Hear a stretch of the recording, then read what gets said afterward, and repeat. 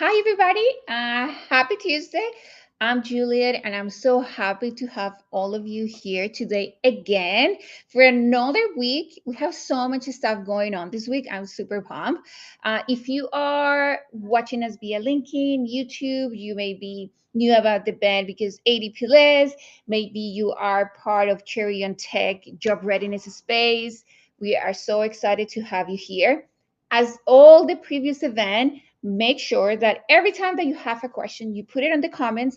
We will see them, but you need to put them on. Okay, so make sure that you write down the questions on the comments.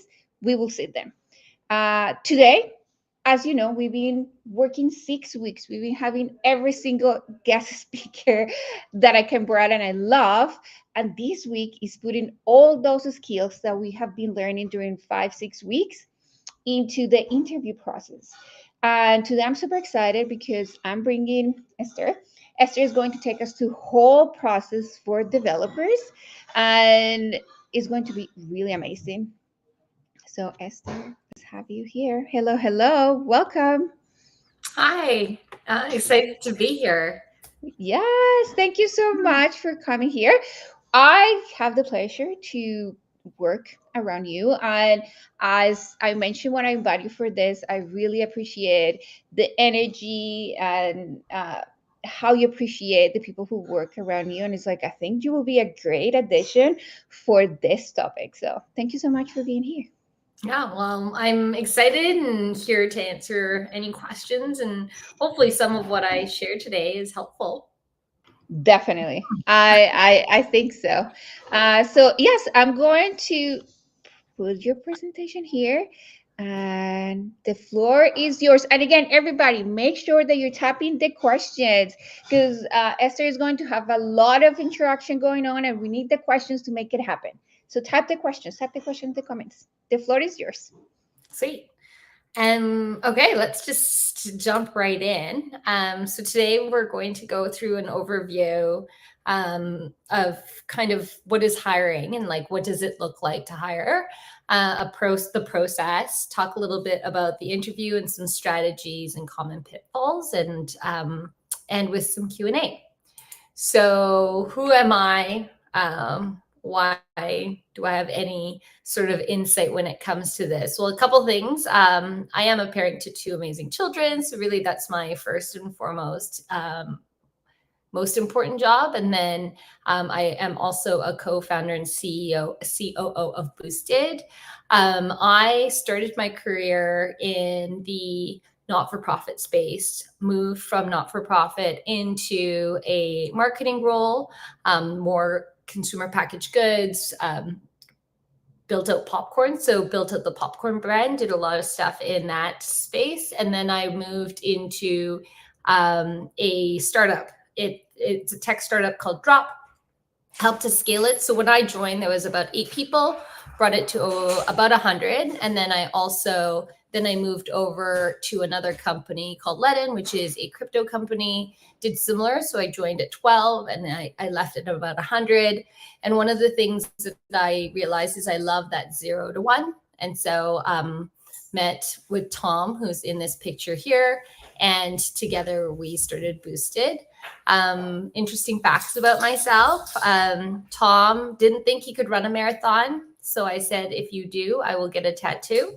And he ran the marathon. So I recently got a tattoo of the company logo. So we will Oh, that's never so rebrand cute. I Boosted love it. Such a Forevermore. great story. Um, forevermore, Boosted will be a big part of who I am. And yes, one of the things that we got very interested in, me and my husband, early days, was to get into crypto. It was more interesting because of the democratization of financial services. So we did a lot of work in Latin America, and it kind of tied into my first and foremost job, which is in international development. So really interesting background from that sense, and my exposure to different industries. I did have multiple roles. So I did people ops and hiring. So did a lot of work hiring and scaling out companies. Also really interested in business operations. So I did start my career in marketing, but a lot of the things that I loved was like the P&L and understanding the levers. Then I got into product. And so worked a lot in terms of understanding problem statements and making calls on how to solve for those various problem statements. So those are some of the things that I've done in within the different industries that I've worked in. And then I have a personal philosophy that I share very much on Boosted is I do think that it's about a Moneyball team. You've got your superstars, but it is really about the collection of many great people who are good at various things coming together as a collective and delivering. And so that's a philosophy that I've been working to hire and build for.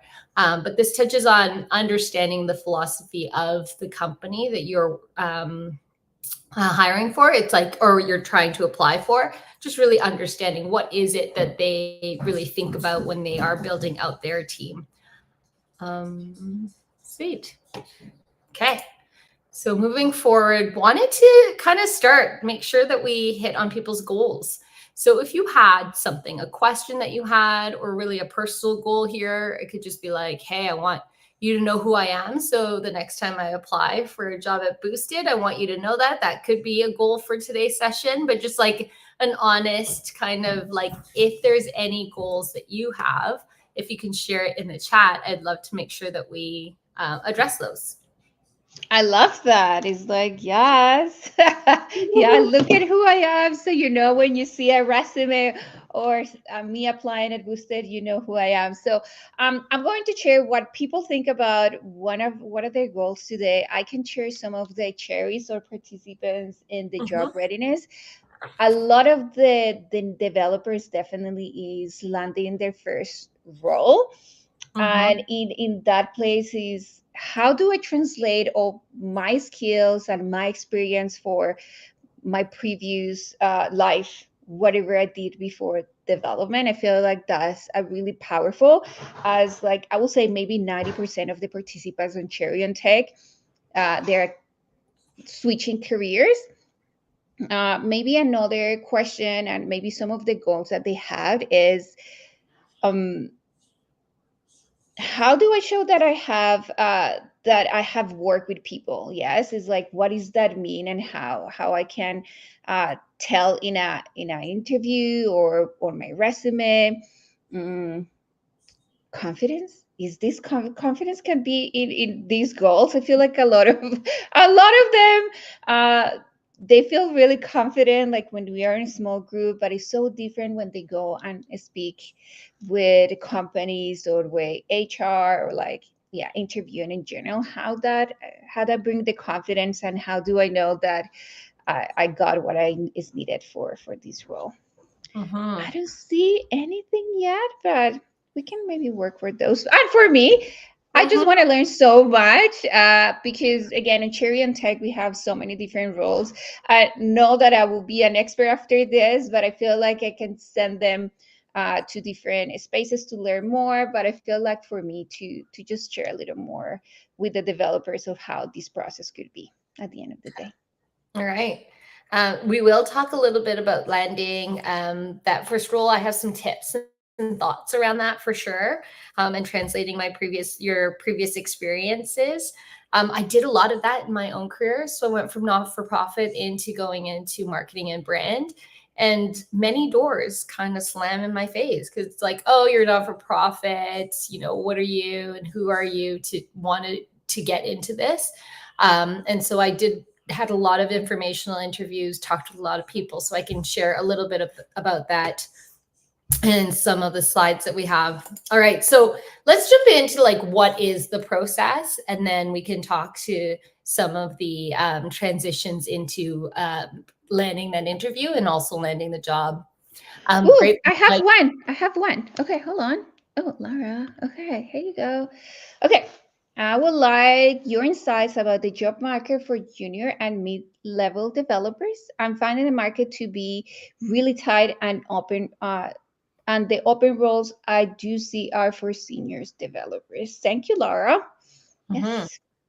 Yeah, so let's touch on that as well. Just like what does that market look like, and then how do you prepare yourself well for any level? Even though you don't potentially have all the work experience, there are definitely tools that you can use to help level yourself up and also get in front of the people in different roles that can come and mentor you. So networking is a big part of that as well, and joining things like Cherry on Tech is a really good opportunity for you to get access into different job opportunities. So you've already done a really good step, which is to be a part of this conversation and to continue to reach out and talk to people. So really the preparation of the process. So we'll talk a little bit about understanding the job, and then the resume. So one of the things that it's really important is when you are hiring or trying to apply for a job, you do have to stand out a little bit. There is so much out there. And typically, when you are looking for a job, the person who's trying to find or vet that first individual is not the hiring manager that has a good sense of what they're looking for. It's usually a recruiter who is also recruiting for 5 other jobs, and they are looking at 500 resumes. So keep that in mind as you prepare for the process. Make sure that you're being very specific to what you want, who you are, and how you want to make that connection. With that, then the resume. So there is value in sending out your resume to many, many people, but having that customization and going deep on some of your top roles will be very helpful. And also reaching out and doing informational interviews.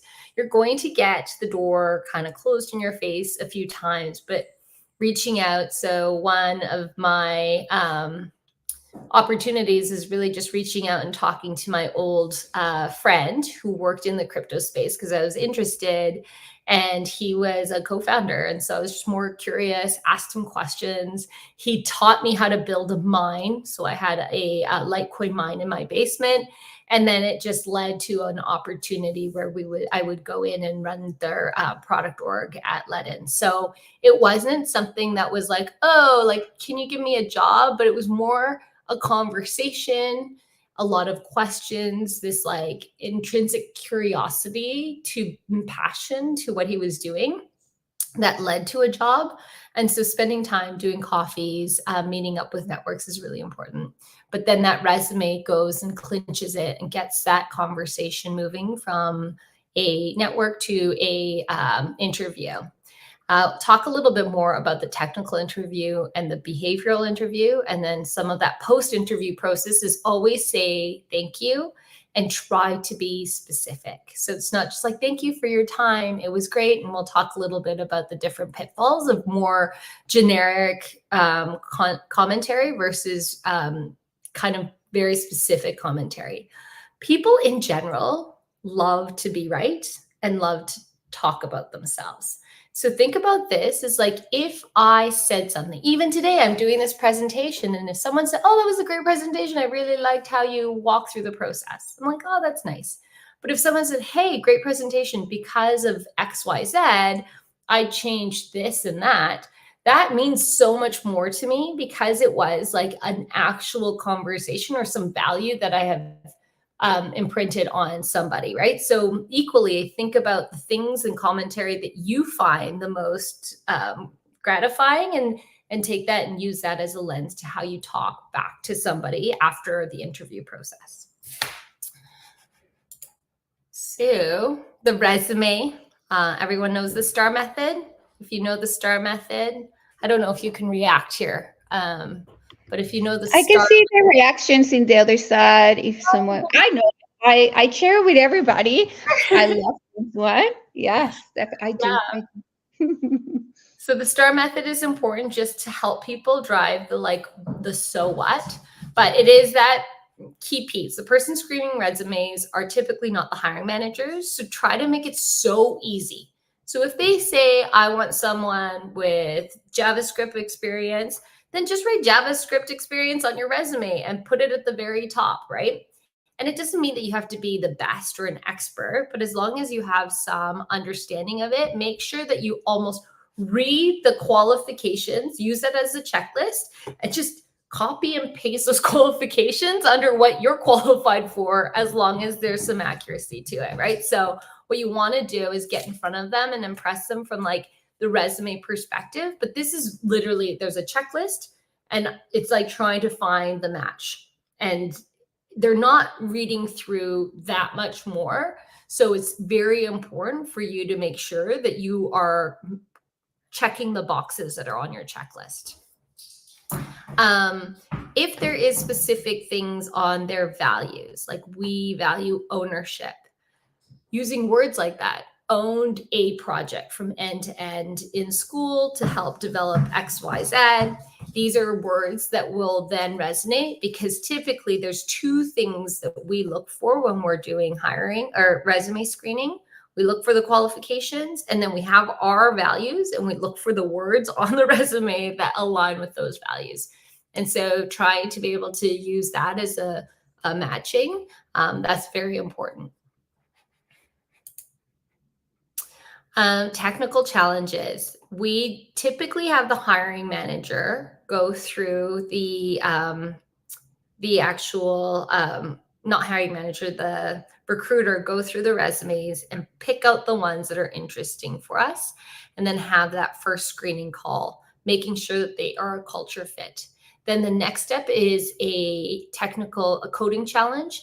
And we actually do the coding challenge before they even talk to any of the developers or the hiring manager on the team.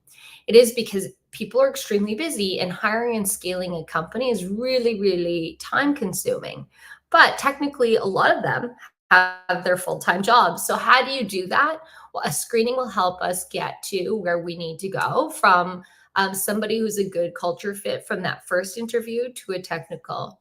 This technical challenge for, intermediate to junior to senior engineers, it is something that you can practice. So you could go to LeetCode, CoderByte. There are opportunities for you to go in there and increase your skill sets in some of the multiple choice questions and some of the things in terms of coder challenges. Spend some time. It's kind of fun. Treat it like a game and go through and do a few of these challenges yourself, really just like honing in on some of those skills, and also just a way for you to keep up to date with some of the information that's out there. I am doing the caveat of don't cheat. They have this little cheating. This is on my side. So this is what you might see. You go through a challenge, you finish multiple choice questions. On my side, they'll give you a score of how you've performed, and then they'll tell you your cheating possibilities. So how likely were you to cheat? Usually if they said, oh, they pasted or they left the tab one or two times, we're cool with it. But if they are like going and you could see the AI usage, it'll call it out. So if you are doing these challenges, this is a sneak peek of my admin version of what I see. So don't go cheat, but spend some time practicing some of these technical challenges. Have people on the call actually tried any of these technical challenges in the past? For these like code platforms? I love this. I think, Lara, are you still there? Have you done any of this? And I feel like this is, again, I feel like this is the issue. I'm not a developer. So when I'm talking to a lot of people on Cherry on Tech, I usually move them. It's like, go and ask the mentors, don't ask me. But I feel like now I need to write down all these goodies to be shared, make sure that I'm sharing and talking with the participants on Cherry about this. And what happened too is that I think with the live session, we are a little bit ahead of time. So maybe when we are asking these questions, we are already moving to something else. But oh, Ah, maybe. there we Okay, let's go. see. We Oh, have I something see. here. Yes, Bonnie. Bonnie Mm, said that they have done it. So mm. nice. Yeah. So this is something we used to do, full like actual challenges where we would say like write front end code that does XYZ. We found it hard to assess. So we've moved to tech challenges from recommendation of one of our senior engineers. And so this is kind of how we operate. But yeah, take a look at them if you haven't, and start to test out some of your skills. All right. Oops. Oop, I think I'm going ahead too much. Oh, technical. Sorry, this is very long. And I did chat GPT this, but there is like, how does Bill Gates interview? In early days at Microsoft, he used to drill them and drill them and drill them and drill them and drill them up to a point where they couldn't answer or understand why. And he did that because he needs to really understand that you get the concepts. And so be ready. Be ready. It doesn't matter when you did the project. It could be a school project you worked on, it could be your first days of a project. But being able to go deep is really important so that you can showcase that you weren't just like a cog in the wheel to the delivery, but you understood it. You were able to really provide value because you understood what the problem was that needed to be solved, and you had an opinion around the solution that you were presenting.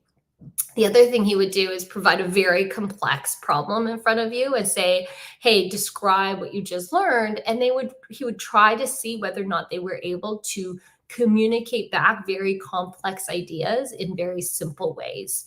So think about the tech interview, not just about proving that you're very smart, but also about understanding how to communicate your intelligence in a simplified way that allows people to understand despite them not being as smart in any specific topic. So you might have an answer.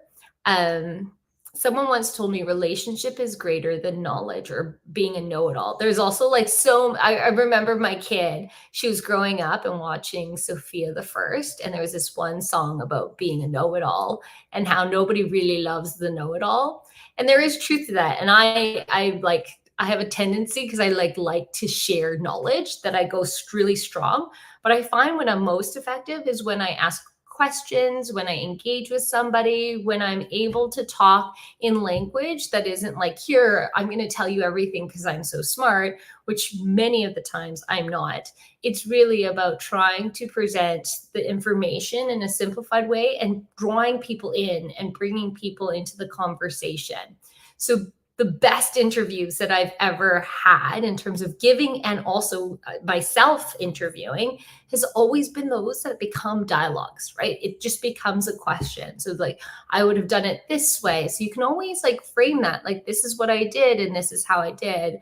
I had a couple of choices here and I went down this route. It was really interesting and I learned a lot. Have you ever done this yourself? What have you experienced when it comes to this topic? Would you have done anything differently?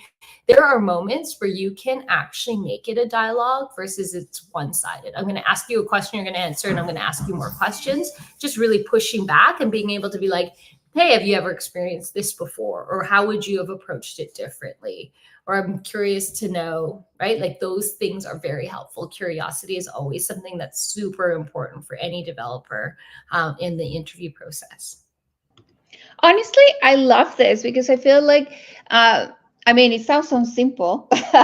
Yes, it sounds like, oh, I can just anyone can do this, and that's the true. Yes, is I feel like it's just, do people want to really listen to me just asking questions and being like open and just being myself? And I think, for Mm. someone like you that is like, yes, this is what we're looking, I think it's just giving people that confidence. It's like, yeah, I should just go and ask the questions and be myself, because at the same time, this is what it will reflect, someone being at work. Yes, and I feel like that's at the end of the day what you're trying to find is like, how is this person going to be working with me together in a daily day to basis, even though in an interview sounds so scary, and is, Mhm.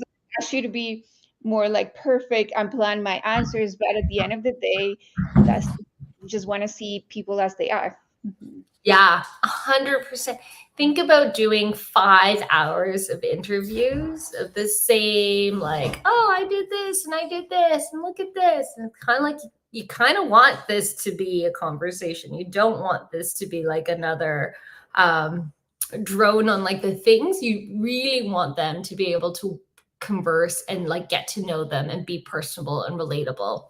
So these things are very important in conversations. Behavioral interview kind of leads into that. So using the STAR methods to talk about it from like, what was the situation that you were in front of? What was the task, action, result? Prep examples to show your competencies and line answers. So this is some of our values, and literally this came out of an interview where they actually star you based on your alignment to the values. So keep that in mind. Just go and Google what are their values, what matters to them. So for us, we do have our values, and literally as we're interviewing, we'll be like, yep, deliver well through client experience. Yes, you get this 5. And so then based on this, we will decide whether or not you move forward. So values are really, really important in what we hire on. And I think that that's very common across companies, is that they're looking for people who demonstrate their values. And I feel like, again, because I have had the chance, amazing chance, I will say, and lucky chance to work with so many of the developers from the Booster team. And then you show me the values. It's like, oh, so many of them. It's like, oh, yes, yes, yes. Like 5 stars, 10 stars to all of them. And again, I feel like this is like another way of things that you want them to show, like their values themselves. And I think for this is important, if you shouldn't, or someone shouldn't try to fit into a value that is not the number one in their value list just to be part of a space, because then you won't fit, and then at one point that will show up. But I feel like this is a great way, again, if my values match with yours, and the company is like, I'm going to feel value, I'm going to feel love, seen, because we match in a lot of different levels. Yeah.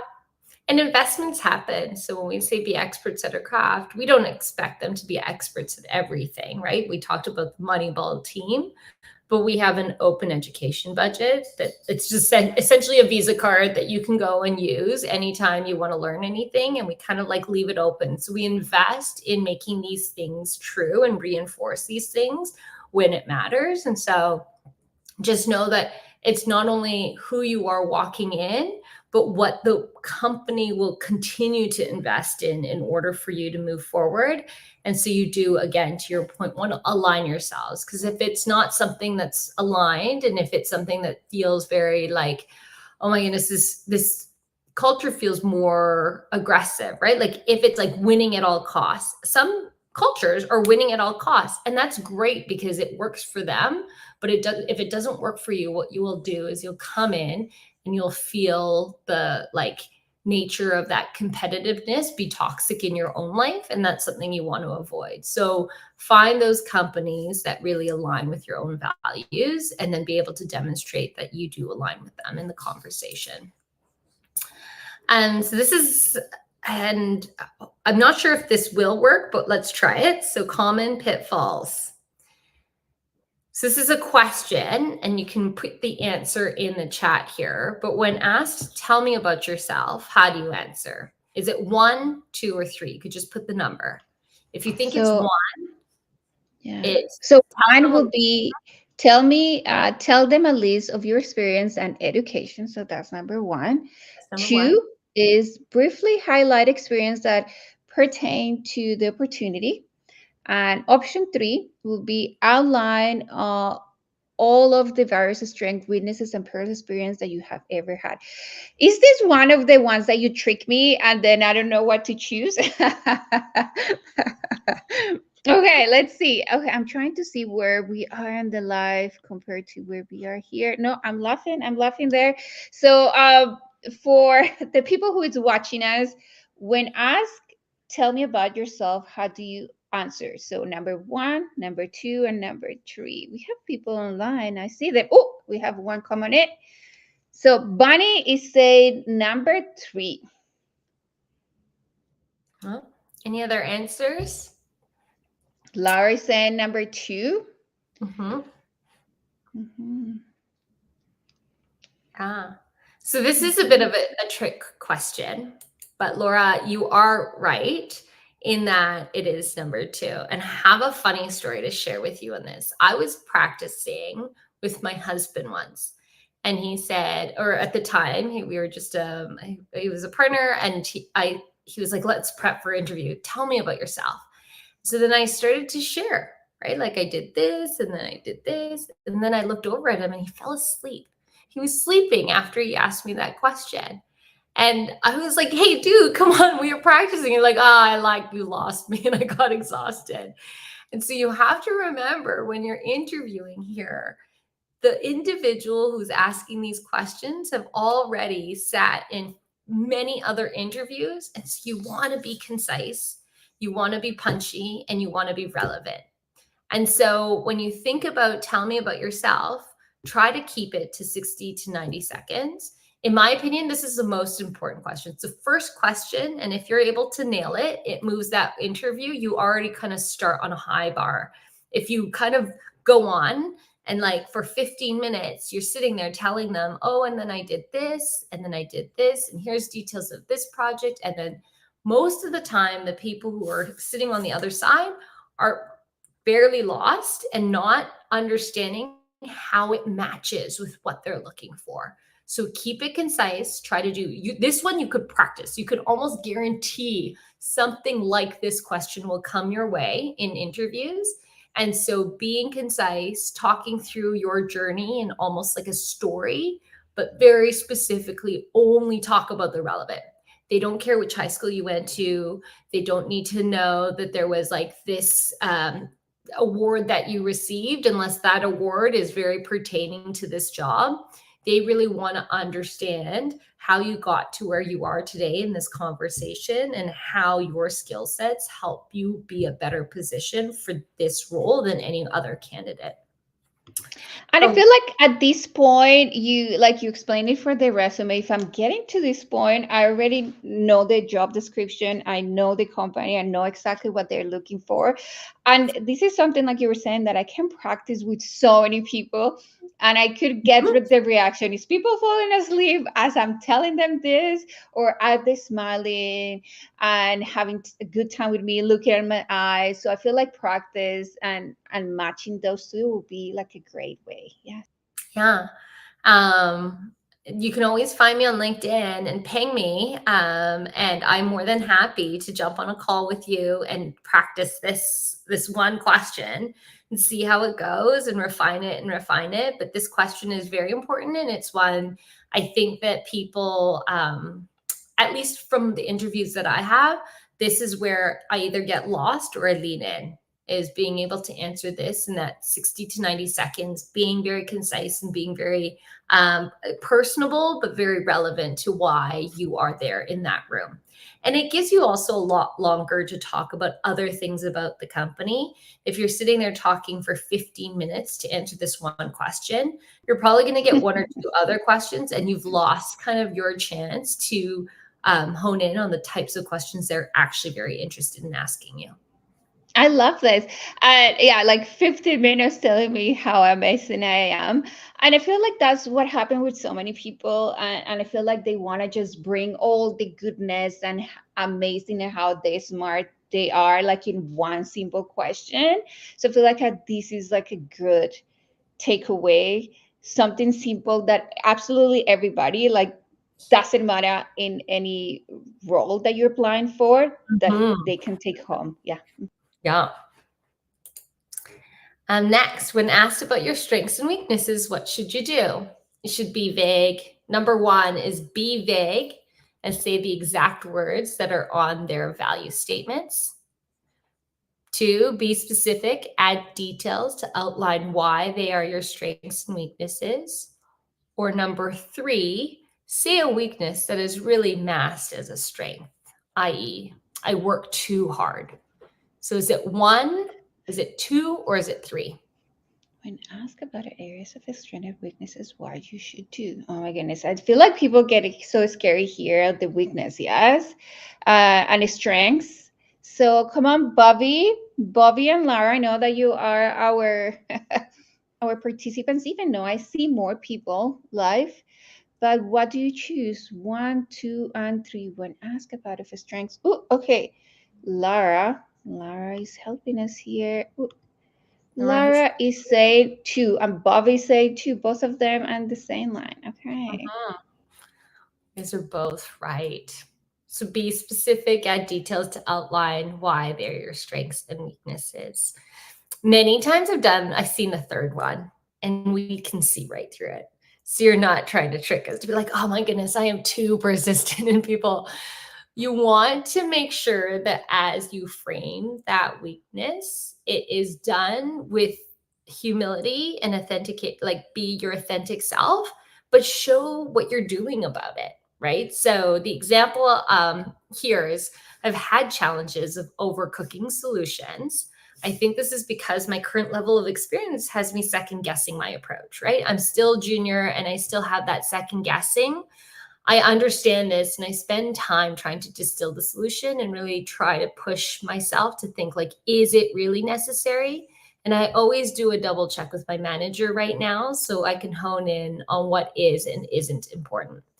That is more valuable than I work too hard. I'm so like aggressive and making sure that I'm working and I want to address everything that I'm just like such like I'm just overwhelmed and I find myself working too hard. I'm like, oh, okay. It helps you by answering this in an authentic way to prove that you have self-awareness, that you have a forward thinking and growth mindset to build on, and allowing yourself to recognize this and then showing that you're demonstrating what you're doing about it is so helpful. It proves so many good traits that you would want in somebody, so use that to your advantage. The other one is like, what are some of the strengths that you have? I've heard so much that I'm like, I'm really good at driving ownership. Like I love owning things end to end. And you're like, go on, please share. It's like, oh, but like people always come to me for owning things. And I'm like, okay, give me an example. So use your examples. Talk about what this means, right? So I'm extremely detail oriented. And one time I found XYZ. As a result, I find myself reviewing all the PRs. I'm not sure if it's a good thing or bad thing. Haha, right? Like add a little bit of joke, make it more relatable, connect with people. But this is an opportunity for you to highlight a strength and then be able to demonstrate the impact that that strength had. So it's not just that I'm like really good at X, it's saying I'm really good at X. People have I seen me be so good at X that they've done this. And then if you can add a joke here and there, it's always valuable. Well, you are really good at jokes. I feel like that's what you keep adding this here. But I want like some insights. I mean, because I feel like you have heard so many people. What is something that you have heard as like a weakness that is like many times have people say this, or maybe even like, oh my goodness, do never say this in an interview? If it is something like if their key skill set, so I have heard this at times, which is interesting. But people who are developers, like I'm really bad at coding. And I'm like, oh, okay. At that point, like you have to be table stakes. So don't make your weakness the thing that you're being hired for. And don't make your weakness the thing that there is like an important elevation. Like, I'm not a very good communicator, right? So, those things are hard. They might be a weakness. I would shield away from doing things that will make you not effective at your job, but try to go deeper. Why aren't you a good communicator? Ask yourself the question why to get to really the weakness that you have, the deeper rooted weakness. And that's valuable, right? So maybe it's like I lack confidence at times. And I find when, I try to present myself, I typically get overridden in my ideas because I'm quieter in how I approach this. I've been working through this by being able to engage more, asking more questions versus saying a statement. And then at the end of it, I find myself being a better written communicator. So I will send summary notes and then add to the notes my own thoughts and opinions, right? So you can use this as a means to just like go deeper on like, you're not a bad communicator. Why do you think that is? Why do you think that? And to get to the root of it and use that as the area of opportunity. And then this is good for yourself too. Like, what are ways that you can strengthen some of those in your own life? I love this because again, we are not at the communication style. We are not need to be all the same, and I think that's okay. And for you to be aware and you communicating this with people and say, hey, maybe I'm not the best at presenting, but you will get these instead. So I love that again, we are all valiant, we have all our strengths, but sometimes because society shows that some things are like a star, 5 stars, and some are one, doesn't mean that that's true. I feel like Mhm. coming to true to yourself is really, really powerful. Yeah. Yeah, and being authentic to yourself has been something that I've like learned over years because so many times I remember like going for a promotion and getting rejected. And someone said to me, it was like when I was younger, and she's like, you have so many years. Don't worry about it. What can you do now? What is it that you're going to be doing differently as a result of what you learned? You're still so young. You've got 30 years, at the time, it was like 60 years of your career left to go. Like, why stop yourself here? And it was a good reminder of like, you just have to be yourself, continue to drive forward, think through like, how can you take this as a means of self improvement versus take this as a means of like the end of the world kind of situation. Okay, who's ready? This is the last one. When asked, do you have any questions for me? Which of the following questions do you like the most? I went through this with my husband and he didn't know how to answer this question. He said all three. So it's not as clear cut, but this is very much my own opinion. So first question is, what are your values? Second question is, what do you like about your job? Third question, as an agency model, there are likely a different types of personality traits that thrive. Can you describe someone who's really good and what makes them stand out? Feel like yes. Do you want to just trick us all here? Yes. I feel like maybe while people are giving us their answer, like one, two, or three. Oh, maybe if I ask you this question, you will answer it. We will answer this because I was going to ask you, what is the worst question that someone have asked you? But let's see the answers. So one, two, or three for when I ask, do you have any questions for me? Which question do you like the most? One, two, or three? Let's see. Oh, I see Lara coming. Is this? I'm now confused with my other side. I feel like Two or three? Lara. Oh, ooh, okay. Lara say two. Bonnie say three. Yeah, and this was a tough one. My personal, but this is a very Esther opinion, so please take this with a grain of salt. I do like the third one. And the reason is that there is a genuine understanding of my business. When I said like people like hearing about themselves or people like the fact that you care about them, it's the same with the questions that you're asking. And so, you know, both the second and the third are good answers. But when you are getting yourself prepared for the interview, trying to showcase that you really care about the company that you're interviewing with and that you've done some research and understand is very important. One example of an interview, we talked for the entire interview, and at the end, she's just like, well, how do you like being an SEO company? And I just sat there and I was like, what are you? We're not an SEO company. But it was obvious that they were like really, they probably didn't find our right company. And so then I started saying, like, oh, we're actually a product.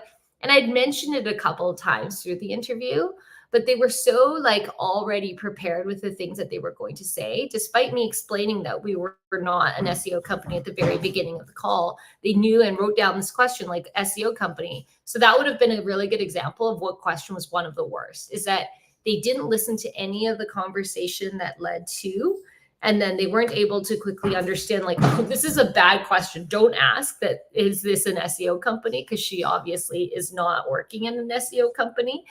So it is important for you to like adjust yourself based on the interview. Google them first, understand what their values are. That's what I find, like when people are like, what are your values? And if it is like one of the things that are written on your website and you're asking that, it's a very clear sign that they're just trying to ask a question to ask a question. And if you are genuinely interested in the role, what questions come to mind that make you want to know more? Like, What are the people on the team? What do they like? How do we collaborate? What is, so talk through it. Think about your own, like, don't be shy here, and think about the questions you really have in order to nail a job, but also in order to be happy working at a company. What would that take? And make sure you're asking questions that align with that. So being genuine is very important. Doing your research is important. And don't be shy. I feel like here, and when I talk to a lot of people, and I understand we are again in a market that is really tough, and everybody's looking for a job, and when people apply for a job, there is 9,000 people for applying for a job, so everybody want to sound perfect in the whole process. And in these questions, is like I want to make sure that I'm asking the perfect questions so they know that I'm the perfect candidate for this, and they keep forgetting that I'm interviewing you to see if you deserve me to be part of your team at the end of the day. Yes, it's like I want to be appreciated for who I am, for the values that I'm bringing to the table, for everything that I have done for my whole self, and we keep pushing those questions that are really important for me, because again, I'm trying to fit into what it is. And again, is really scary, and this comes with a lot of practice too. Yes, this is not something that just comes out of the blue. I'm like, wow, what is, look at the questions that I'm asking, and it comes with practice, so I feel like that will always help. um, and yes, the research is like they are giving you pretty much the answers. You just need to be a little bit curious to make sure that we are aligned, and that you like what I'm saying and I'm asking you, and Mhm. that, yeah. Mhm. Yeah, and like take a minute to like, who are the people you like? Who are the people you want to spend the most time with? And then be like, I like the people who are relatable. I like the people who are like genuinely interested in me. I like people who are positive. So that's the type of person you want to be in an interview. You don't want to be the perfectionist who tells you all the right answers and knows everything. In fact, those people you might not want to spend time with. So relationship is greater than knowledge. One of my most influential mentors in life, who I love and continue to follow and love so much, she told me this once because she could tell that I was like trying to be perfect. I was trying to put myself in this light that was like always the one to have the answer and always the one to like know everything. She's like, nobody actually wants to know it all. Relationships are greater than knowledge. Ask the questions. Let other people speak and answer, even though you know the answer. Make this a conversation. Reach out, be vulnerable, be genuine. Those things drive influence way more than knowing what the answers are. So, that like moment of just taking a breath, asking them, right, and connecting is really important. Look at World of Flood Code is relationships greater than knowledge. Love it. Yeah, people is taking it. Yes, love it. Okay. Sweet. So some common questions I've had: negotiating salary. That's an interesting one. There are many resources out there. Do your homework. I always, at the beginning of every interview, most recruiters do this, is what salary are you expecting?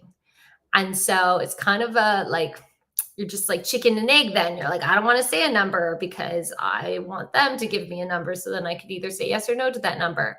The reason I ask that question at the beginning of any interview is if your range is way higher than I can afford, it just gives me that love the conversation. Obviously, you cannot work here because we can't afford you, but keep in touch. If it is lower than I was expecting, not to say that we would want to take advantage of that, but then I would be like sitting there thinking, okay, where's the skill sets, and making sure that I align myself. This is probably the only chance that you're really going to get to go in with the salary that you want. So do your research. Don't go above ask that you think you deserve from an expectation level, and find that range that fits with you, that would make you happy, that you believe you deserve, that the market is saying would be available to you, and stand there. That becomes the anchor though. So we talk about negotiating the salary.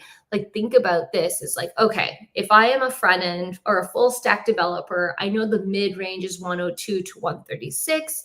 I'm going to, in my last job, I was making this. I'm going to want, 5 to 10K more. So let's sit there at the 110 or 120 and see what happens. And usually they'll be within the range, right? They'll be able to go a little bit higher or a little bit lower from that range, but at least you are there in that range that you want.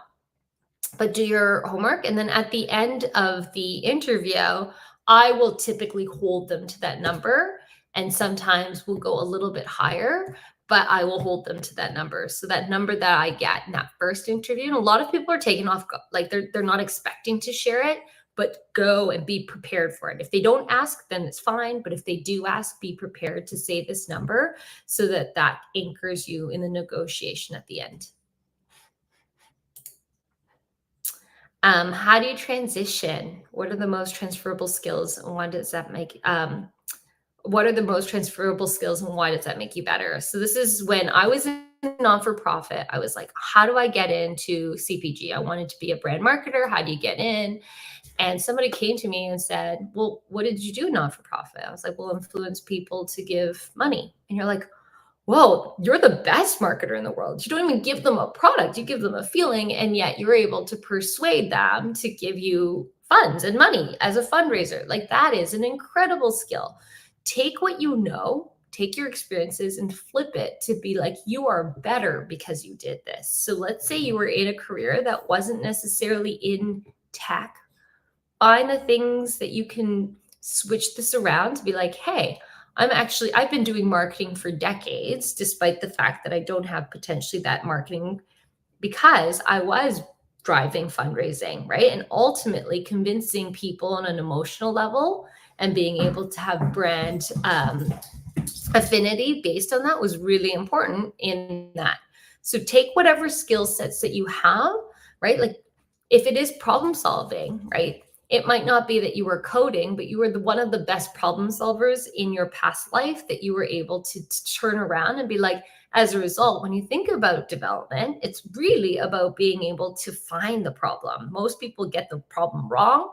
I'm able to find exactly what the problem was. Or if you were an artist beforehand and you're moving into development, it's just like creative problem solving or thinking outside of the box, right? And we find within that this is where your strengths are, because you do have a skill set that not everyone has.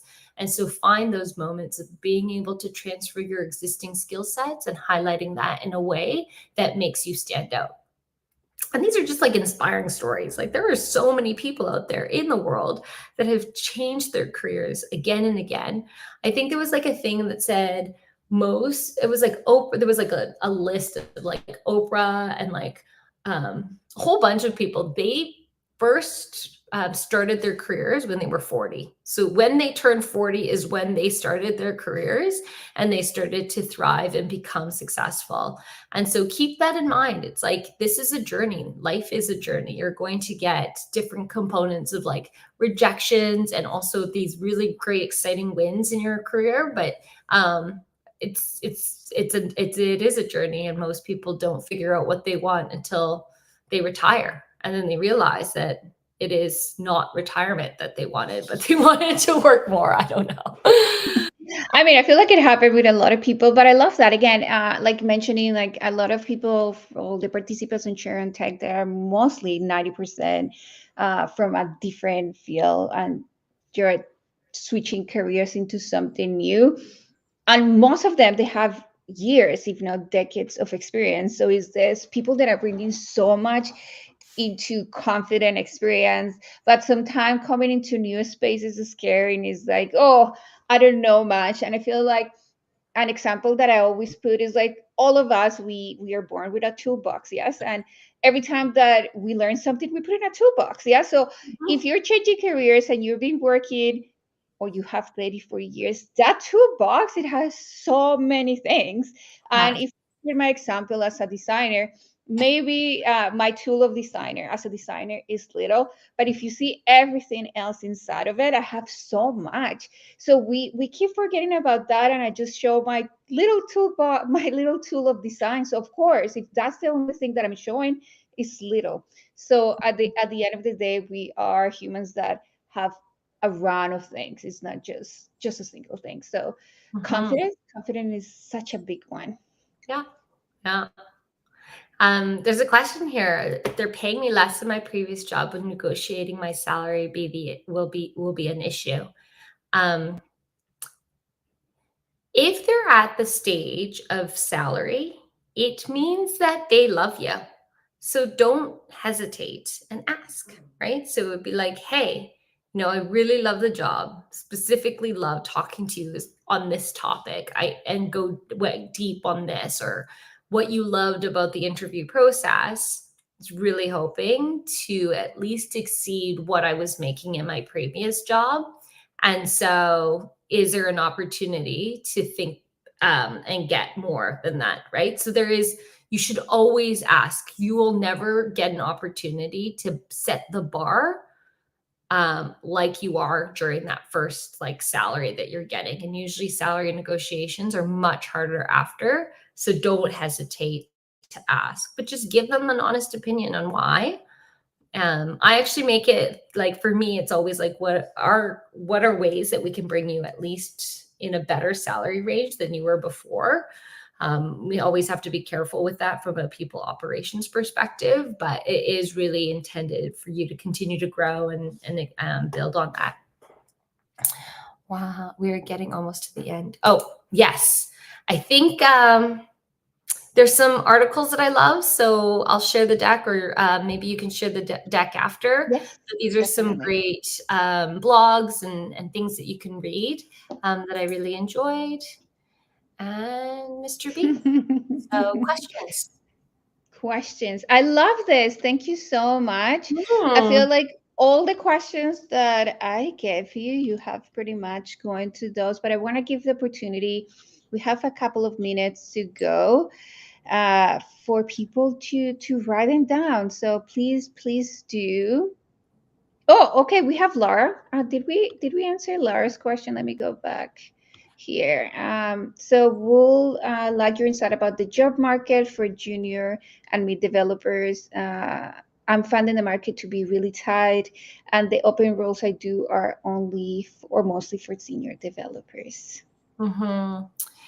Yeah, for junior and mid-level developers, I find the best places to look are places that are situated to help build. It's almost like the bigger companies, like the Metas of the world, larger companies, because they have the infrastructure internally to help. It's almost like an extension of school, right? So you want to go to places where you could be mentored by developers who have been there. And sometimes if you go too small, then you're responsible and you have to learn on your own, which is great. Sometimes smaller startups, but you just have, it's a little bit of like your education and your learning and growth can happen with people who are coaching you, or it can happen by you doing it yourself. But it is just a different approach. But I would start at some of the larger companies and see if you can find mentors. This one too, networking, right? Like go and talk to people. Like I'd love to just pick their brain. Let people tell them about themselves. That's it. You just call them up and let them talk about themselves for 30 minutes. And then you say, thank you so much. And then you share a good thank you email that was obvious that you were taking like really deep, good notes and that you were thinking about it. And usually that leads to another network, and a job at the end of it.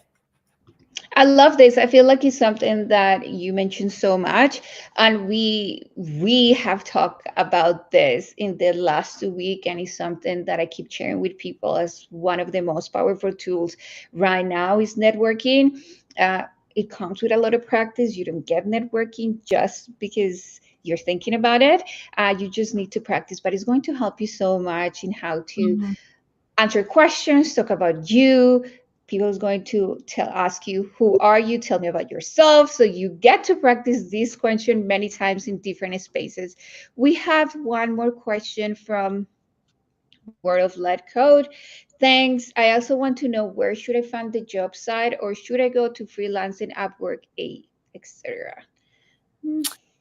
Yeah, that's a good question. We do on our end hire both contractors and we hire people usually through LinkedIn is where we get a lot of our applications, but every company is somewhat different. So sorry, a terrible answer. I don't really have a very good answer for you here. But reaching out, so this whole freelancing Upwork, my co-founder, he actually, we connected because when he was 14 years old, he emailed every founder in Toronto and asked like, hey, I just want to learn more. Can you teach me? Can you help me? Can you take me under my wing? And so my old CEO, his name was Derek, and he worked at this company called Drop. At the time, he started this company called Toonsy. And so he brought Tom when he was 14 under his wing, and the two of them like did a whole bunch of random, like they just built random stuff together. And he started to work through this, and then he demonstrated his curiosity. He then moved to work with Michael Hyatt, who is part Blue Cat, one of he was on like Dragon's Den, one of the like very successful Canadians in overall. And then he and then Tom moved in university to go straight to Coinbase, and then he built out a company called Float. So it's a finance. So like if you think about his journey, a lot of this is just like being willing to listen to the no and understand why, right? Like that's the worst that happens. You go out there and you get rejected a few times, and then you just show your determination and your persistence and you keep going at it. And the worst thing that happens is they say no to you. Okay. Yes. Love it. Thank you so much. This is so good.